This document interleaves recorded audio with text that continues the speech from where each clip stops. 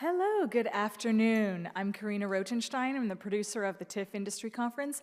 Welcome to Landscapes India. How many people here have been to India? All right, okay.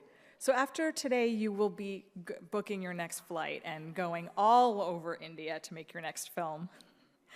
To begin, we would like to acknowledge that today's events are taking place on the treaty territory of the Mississaugas of New Credit, on the traditional territory of the Haudenosaunee, Anishinaabe, and the Huron-Wendat, and we are so grateful to work in the community. And now, before we get started, just a reminder, no professional photography or recording inside the studio, but we are live streaming, so we are taking care of all of that for you. Make sure you are sending these links out to your friends and also tweeting online TIFF18, using that hashtag and connecting with the online audience as well. This session and all of our sessions that are live streamed are up on the web through our TIFF Talks channel, so you can catch up with the rest of the conference if you haven't been here in person, but in person's always better. Anyway, so welcome. Landscapes this is the inaugural year that we're launching Landscapes, just talking about filmmaking in different markets and there are different aspects. Some of them are more business driven, and this afternoon session is a lot more about content and storytelling across India and the various regions and the diversity there. So we've got two fantastic guests for you. Of course, first is Nandita Das. She's acted in well over 40 films in 10 different languages. Her directorial debut, Firak, premiered at TIFF in 2008, winning many accolades. She was on the jury at the Cannes Film Festival in 2005 and 2013. She is a very strong social justice advocate. Monto is her second film, and it screens tomorrow, 11:30 a.m. You can make sure you check that out. She will be joined on stage by filmmaker Rishi Mehta. His first feature, Amal, was premiered here and was nominated for 6 Genie Awards. He followed up with I'll Follow You Down, a science fiction drama, and Siddharth in 2013, also screened here at TIFF, which won over 25 awards. His latest, Indiana Day, screened here 2 years ago, and is a feature documentary executive produced by Ridley Scott, and he's currently working on a new series in India, which he could tell you all about. So you don't need to hear from me anymore. Please welcome to the stage Nandita Das and Rishi Mehta.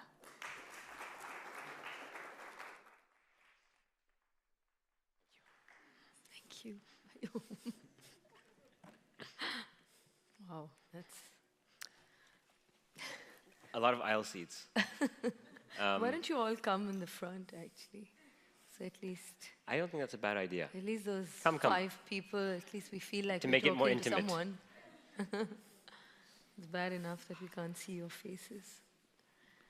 Yes, thank you. No? So, thank you. Thank you, Karina. Thank you to TIFF Industries and Landscapes India. Very happy to be here and to talk with Nandita Das. And I guess the format of this, there's a bit of formality because we're in this theater. This was originally supposed to be in a much more intimate setting in a conference room, but now we're here, so we'll still keep it intimate. So I'm actually going to say at any point, if anyone wants to ask questions, I do believe we have we have people with mics who will come and just let me know. There's a bright light, but I'll try and just see. But the subject of this talk, I believe, Landscapes India, is talking about content, the type of films that are being made in India, and the range of content, as well as style. The thing is, and we talked about this earlier for Nandita and myself, we're only privy to the type of work we do and happen to see, which is a fraction of what's being done. So I think we can just speak to our experiences and maybe not try to make blanket statements about what's actually happening in a country that's so varied and vast and grand. So I don't know if you want to speak maybe about the film. You have a film here called Yes. Monto, and you had a film here previously. Yeah, several actually. No, Both you as directed. an actress and a director. As a director. But as a director, As yes. a director. I've only done 2 films, so yeah. Firak had its world premiere in 2008 at TIFF, and now I'm here with Montreux for the North America premiere. And if I can ask you, again, because we're talking about kind of the range of content, what would you say? Would you say there's a big difference in in the type of film Monto and Firak are. Yeah, but I think our need to label is so strong that people are constantly trying to say, well, this is not this, this is not this. It's not Bollywood. It's not a small independent film. So, sometimes when you can't give it a name, people get almost a little, I don't know, edgy about it because they don't know where to box it. Then the new label that it has is it's a biopic. I mean, yes, it is a biographical film. It's based on real life person, story, time, but it's not a cradle to grave story. And, it's not it's in India especially, biopics have suddenly become the flavor of the season. When I started working on Monto, it was 2012, when I didn't even know, I didn't even look at it as a biopic. It's the story that compelled me, and I in fact found so much relevance today that for me it was a very contemporary film that is set in a certain context in the 40s, but it's a film that allowed me to respond to today. So I felt there's a direct connection to audiences. So I didn't really even look at it as a biopic. But yes, we do try to place it, and I don't know where Monto really fits in. I think it's, and also is it for classes, is it for masses? I think it's our arrogance that we think that the masses will not understand. I understand, but they won't. Who is this they? The only screening that I've done in India is for the cast and crew just before I came here. And I got my driver to come in, and as I did in Firak when I was in Delhi with another person. But I told this, Shankar is his name, and I told him, I said, you also see it. The only condition is you have to tell me the truth. You have to actually tell me what you understood, what you didn't, what you liked, what you didn't. And he's past 5th grade. He almost doesn't speak. He's so quiet. He's been with me for 8 years now, and I've hardly ever heard him speak beyond what's needed. The minute we sat back on our way back home, and I said, so, what did you think of the film? And he said, Didi, if I can say it in Hindi, because most are Desis, and then I'll translate to English. He says, Didi, किसी भी ज़माने में सच बोलो ना, तो मुसीबत ही होता है. Like in any era, you speak the truth, you're in trouble. And then he said, and he kept on, and I don't think I've ever heard him talk as much, but till I reached home, he kept on talking about the fact that whether it was then, whether it's now, why is the world is so cruel, why is it so difficult to speak the truth, today it's easier to lie, and what kind of courage he had, and we don't have that courage, but there are people like that, and he understood the core emotion of the film, and that's all was needed. So who are we to say that a film like Monto and many others is not for the masses? So, and when a film goes to a festival, we then say, oh, it's a festival film, which either people sort of put it on a pedestal and think that, wow, if a festival has endorsed it, that those are the only good films. There are films that don't reach the festivals and they're still good. And there's another extreme where they dumb it down and say, oh, just because it's a festival film, do you think it's good? So, That's right. So I think in India there's a lot of apprehension and a lot of this labeling that is unfortunate, because that creates a certain preconceived notion about films that's probably not needed. You talk about commenting, that this film gave you an opportunity to comment on today. I'm not going to get you to explain Monto at this stage. You haven't seen it either. Exactly. No, I admit.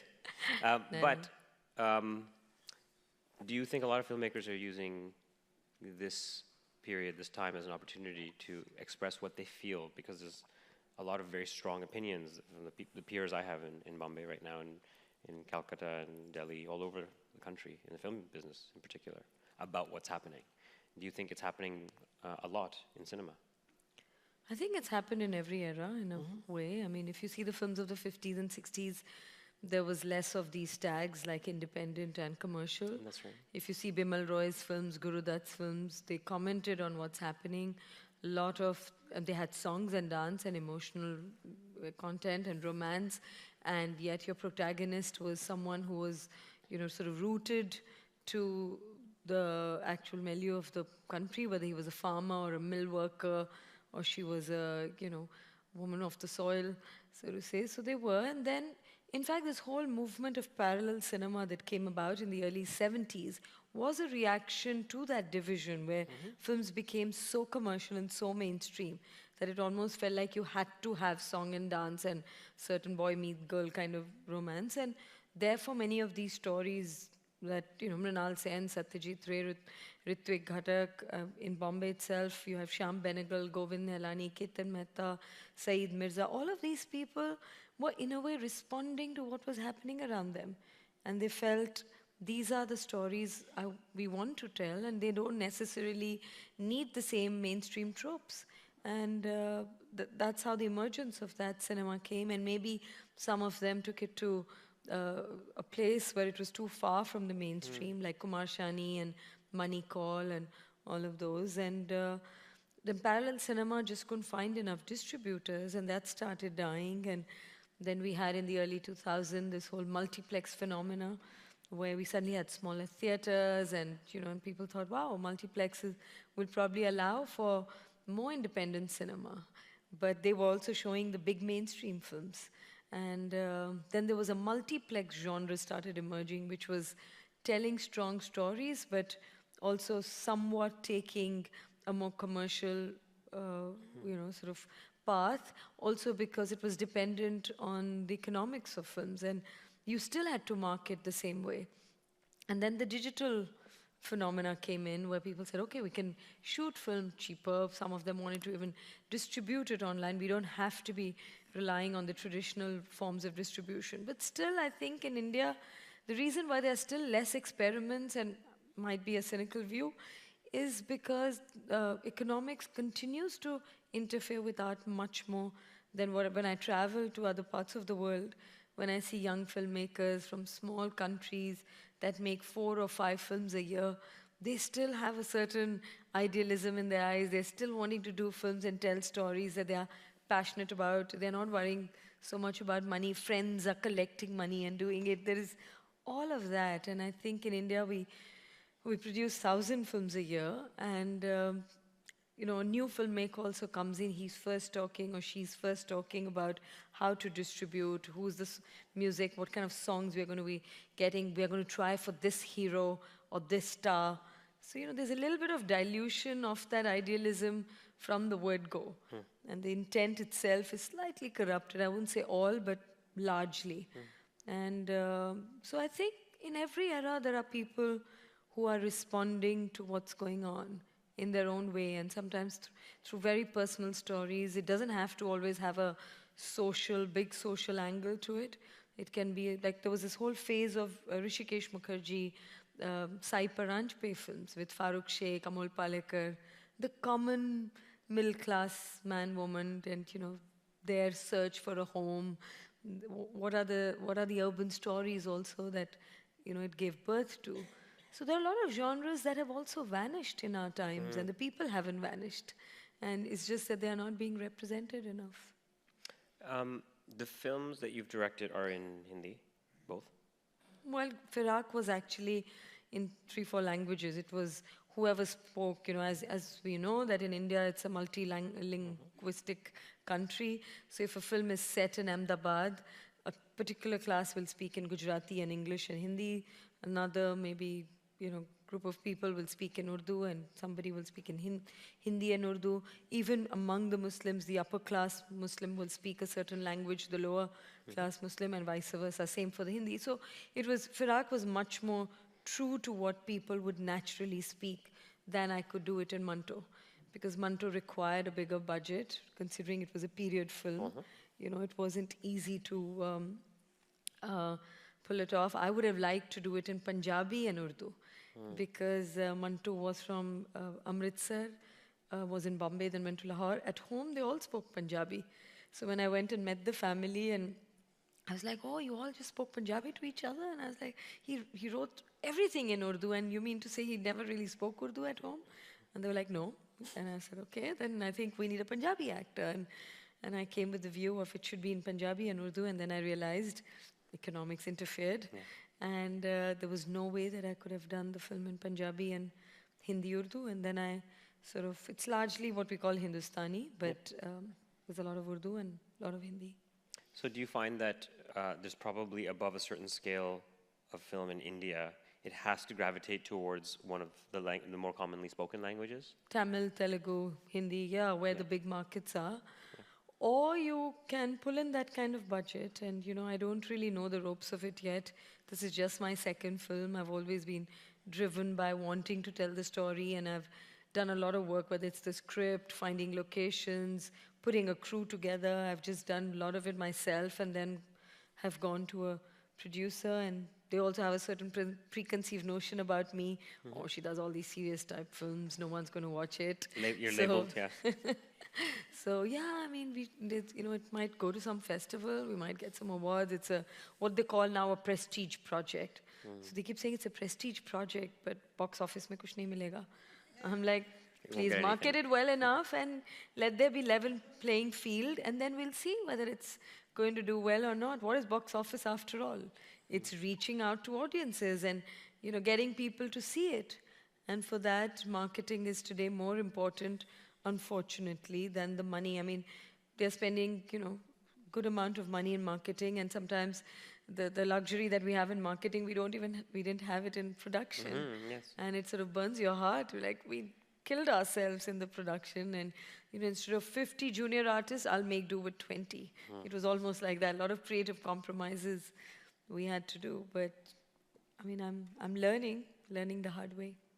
Are you still surprised by what you see in Indian cinema across the landscape? Do you ever encounter a regional film, or you don't get a chance to? I don't watch too many films unless, not even the one that I really want to see. Also lately, because it's been very busy. Monto, I started working on Monto since 2012, and just the research and writing took a long time.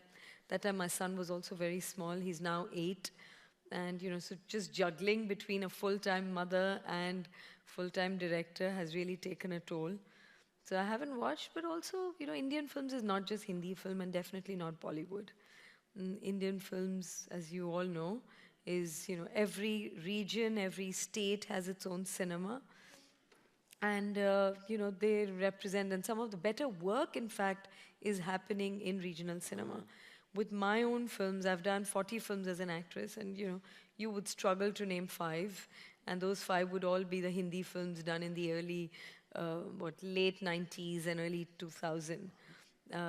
Because I did much more regional work after that, I found people had greater conviction and compromised less on their stories. So some of my better work, in fact, is in those regional films, and better experiences too. Whether it was a film with Mrinal Sen in Bengali, with Rituparno Ghosh in Bengali, or whether it was with Adur Gopalakrishnan in Malayalam, or something in Tamil, in Kannada, in Telugu, in Marathi, and so in various different languages. And it's just unfortunate that we still haven't developed the habit of watching subtitle films in India. We watch probably a French subtitle film, but we don't watch. Though I have to say the digital field has changed that. The digital medium, I see a lot of young people who are now watching a Tamil film. Like some of my assistants tell me, did you watch this Tamil film or this Malayalam film? And I'm like, no, I haven't. I'm like, it's really good. And, so there is, I think, a growing appetite for it.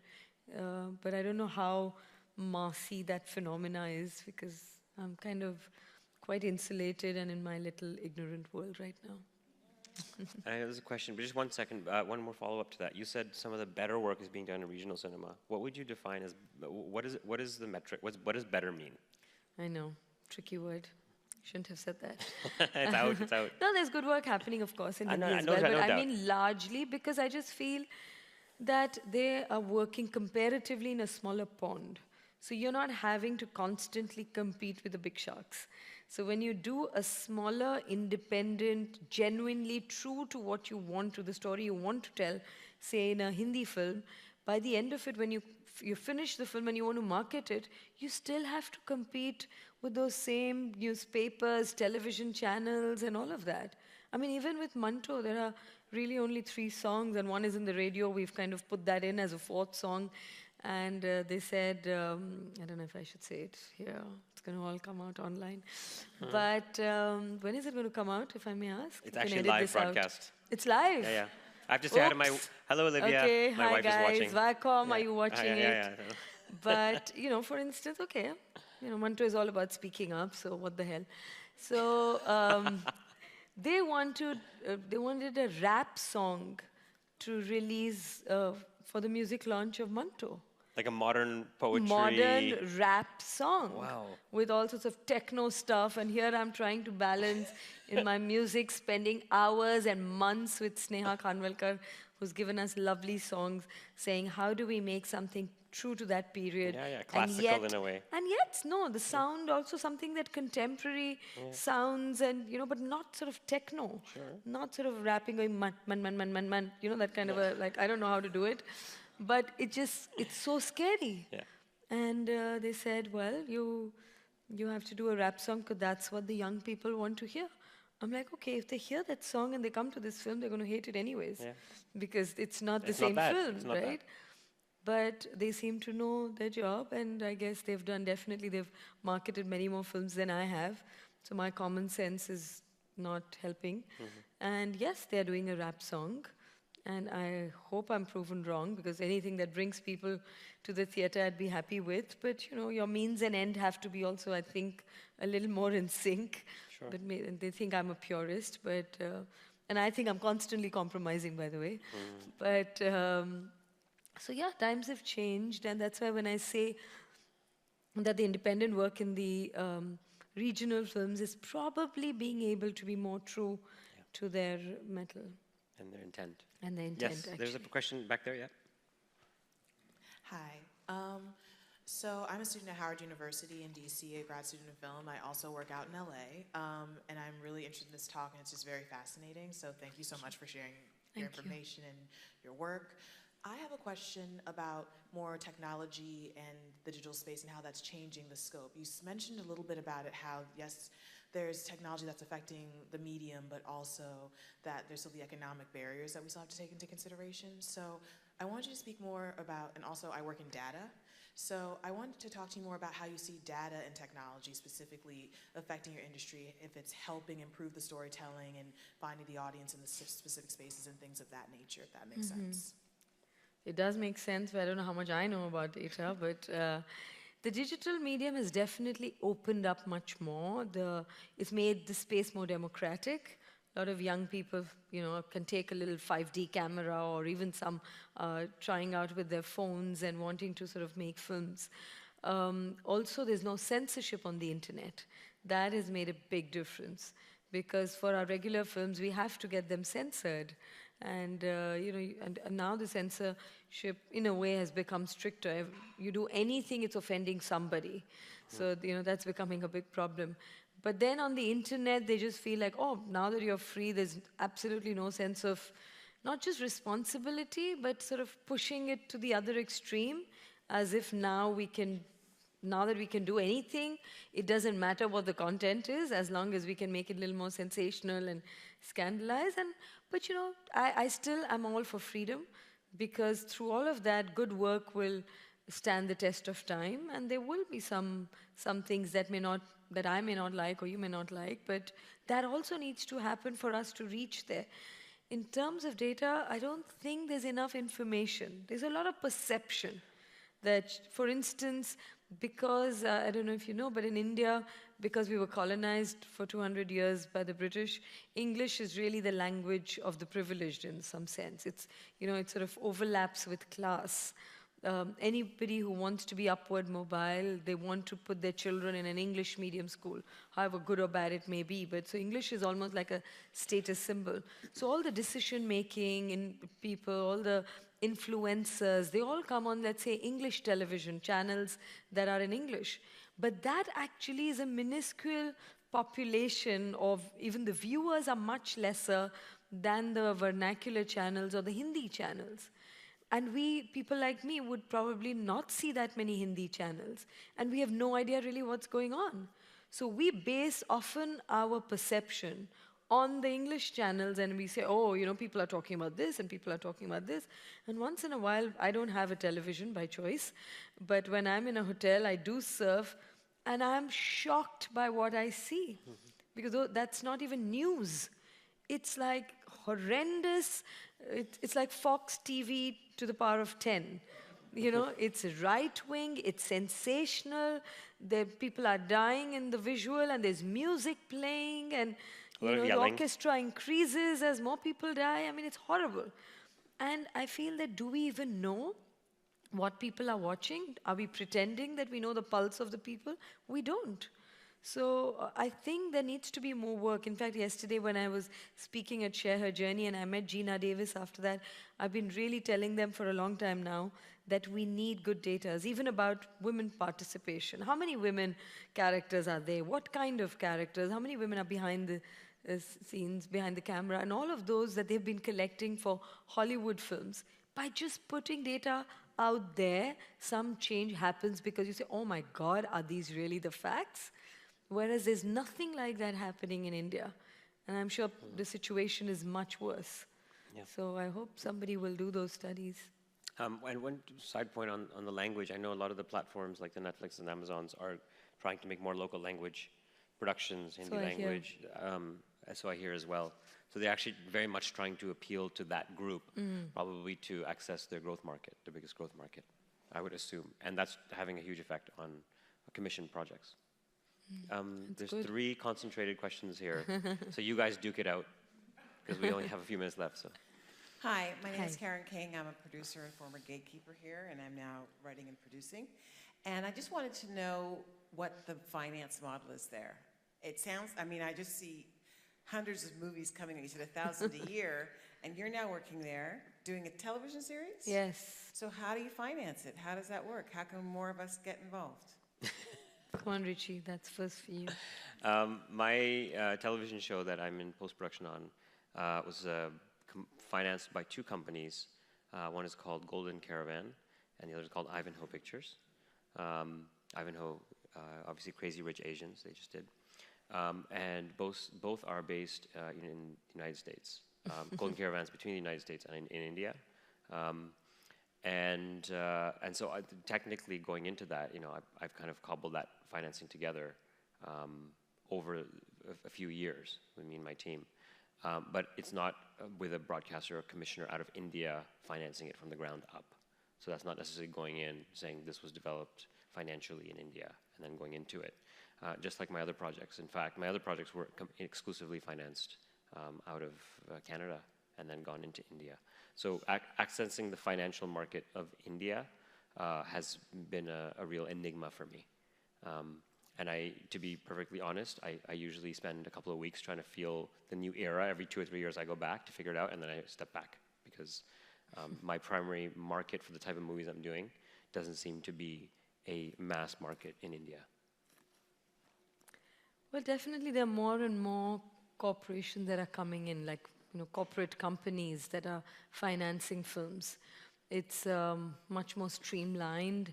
Earlier, there were these producers who were more individual-based, and a lot of things happen literally verbally. And I literally come from that era as well. The handshake deal. Yeah, literally handshake deal. Okay, we'll do a film. There was really no contract. Actors were hired like that. And things still happened. My first film was in 1996, Fire, which was by Deepa Mehta, who's from here. But after that, I had a series of work, and that time, and still films happened, and now they do. But sometimes these big companies, they have so many people, and it's so overstreamed because they're not really used to that model. So maybe this is a transition phase where it's not fully corporatized and it's not individual-based either. So it doesn't have the individual's passion, but it has some system in place in terms of a corporate house. A lot of people who are leading corporations, they have now set up their own companies. So they are trying to sort of mix the individual passion and commitment and sort of accountability and all of that, along with setting up a more corporate world. But I think they are very open to collaborating with other countries and all of that. But it all is boiling down to how are you going to market this film? The minute you start thinking that pure passion, that I think the story really is fantastic. Okay, you have a story and this really needs to be made. And if we believe in it, we can't be so unique. There must be other people who'd want to see it, and we'll find a way. That is still very little. We had something called the NFDC, which was the National Film Development Corporation, which was a government body. Like a Telefilm Canada. Yeah. And like a channel, I don't know what's the equivalent in UK, like It the was the UK Film BFI Council. UK Film Council used or to be. UK Film And now, yeah, Council, BFI like and BBC where the Films, yeah. government, like in France, they not only fund films in their country, but also fund films across the world. So we don't have a government body which is just agnostic to the financial model, which doesn't mean that we don't want the money to come back to the producer. You want, whether it's the super independent filmmaker also wants his or her film to be watched and seen. And if you want that, that means the money will come back. But we don't have that kind of an NFDC that existed in the 70s and 80s. They just did films that they believed in or they thought they were good projects. And some of our best films were made at that time. And now that room is, that space for such films is definitely shrinking. Even though we all talk about, oh, this is the best time because of digital medium and so many young people. But even within the independent cinema, there are now certain parameters. The range isn't as wide as it can be, considering India is such a large, diverse country. So many stories could come out. I don't think we are allowing or supporting our filmmakers to make those films. And just one peripheral point on that, there's a lot, hundreds and hundreds of first features made in India every year, where it is somebody's family or they financed it and then they never make a film again.